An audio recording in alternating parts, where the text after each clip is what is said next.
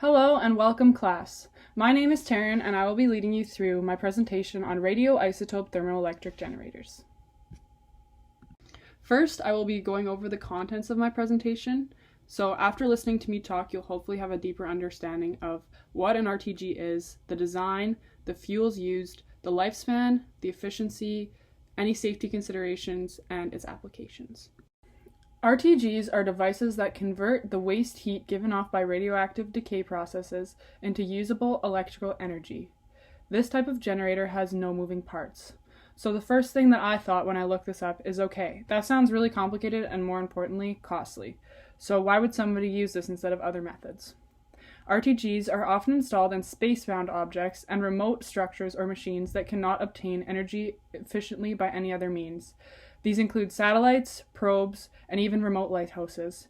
In this way, RTGs are more efficient because the object being powered is not often accessible for human maintenance or direct sunlight for solar power.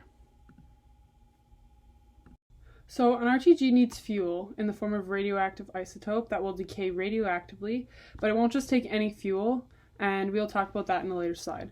An isotope fuel pellet begins to decay radioactively once placed in an RTG, creating heat then collected by heat distribution blocks. And here, this photo, we see a radioactive isotope fuel pellet. RTGs also need thermocouples to convert heat into electricity. These blocks that collected heat from the isotope sends heat to thermocouples. Thermocouples rely on the Seebeck effect. The Seebeck effect demonstrates that when a differential in temperature is achieved, an electric voltage can be harnessed. This is very useful in RTGs as a strong temperature gradient can induce a voltage difference that can in turn create an electrical current. This typically requires the use of materials with low thermal conductivity, which would allow for a wide range of temperature difference to accumulate between two ends, and high electrical conductivity so that currents can easily flow. The last main component of an RTG is insulation. An RTG must be able to maintain that temperature gradient that induces a voltage difference. For this reason, RTGs are covered in layers of insulation with a hard outer shell to protect the inner workings of the device. We know that an RTG needs fuel that will decay radioactively, but it does not just take any random fuel on the periodic table. The isotope pellet used must have the ability to produce high energy radiation, a tendency to produce radiation decay heat, and have a long half-life for continuous energy production and a large heat-to-power mass or density ratio.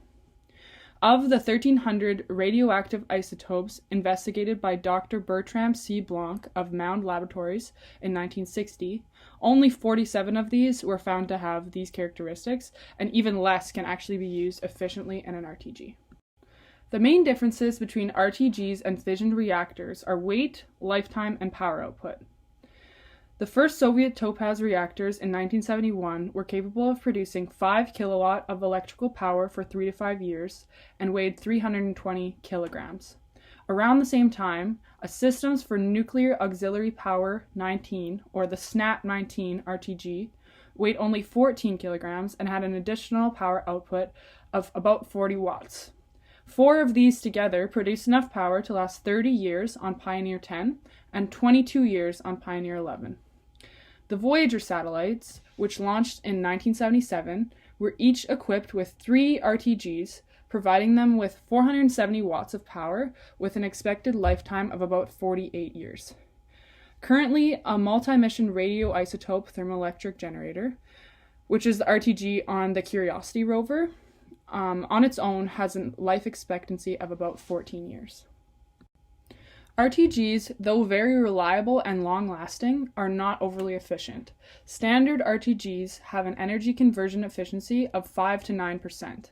Efficiencies above 10% have never been achieved in an RTG. Scientific minds are still working to create more efficient and compact RTGs to this day.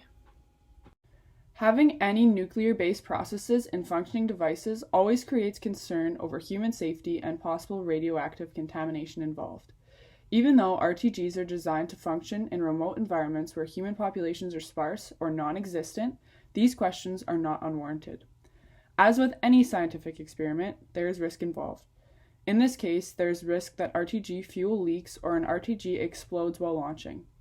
This would create substantial lasting radioactive contamination in the atmosphere, along with the possible radiation damage to all Earth and its inhabitants. There are safety measures in place to minimize these risks. For example, in the NASA mission to Saturn featuring the Cassini-Huygens probe, the RTG isotope fuel was stored inside blocks of graphite and surrounded by a layer of iridium metal to minimize the risk of accidental explosions. These graphite blocks have proven to be successful in preventing radiation contamination, as in the case of the failed Apollo 13 landing in 1970, which left its RTG in the ocean after its return to Earth, but with no detectable plutonium contamination. We will now be getting into the applications of RTGs, which I think is the coolest part.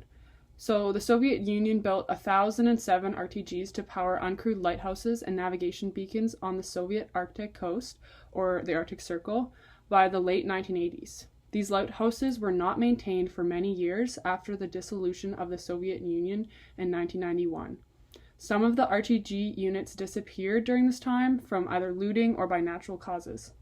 Since the dissolution of the Soviet Union, Russian and international supporters began a project to decommission these RTGs remaining in the lighthouses, and they have now all been successfully removed. So pictured here is a remote base in the Arctic that is powered by an RTG. Clearly it's not getting a lot of sunlight and has probably no proximity to any major power reserves, so an RTG in this case is very useful. RTGs are used on NASA missions where other options such as solar power are impractical or incapable of providing the power that a mission may need to accomplish its scientific or operational goals. Since 1961, the United States has used 41 RTGs and 1 reactor to provide power for 25 space systems. 38 of those nuclear power sources on 22 space systems are still in space or on other planetary bodies. NASA's New Horizons spacecraft, which flew past Pluto in July 2015 and is continuing outward to continue its exploration, is powered by an RTG. In the early 1970s, the company Medtronic created a pacemaker powered by a mini RTG using plutonium. This RTG-style battery contained a small 2.5 Curie pellet of plutonium-238. As plutonium-238 began to decay radioactively, the waste heat generated by a thermophile, which is a stack of thermocouples, converted this heat into electric current that simulated the heart. Whole body exposure for the wearer is about 0.1 rem per year and 7.5 millirem per year to the spouse of a patient. One of those people was a woman who had the NUMEC NU-5 pacemaker implanted in 1973.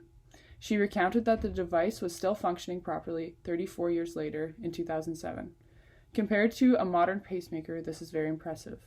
A modern one would have required replacement 4 or 5 times in that same time frame.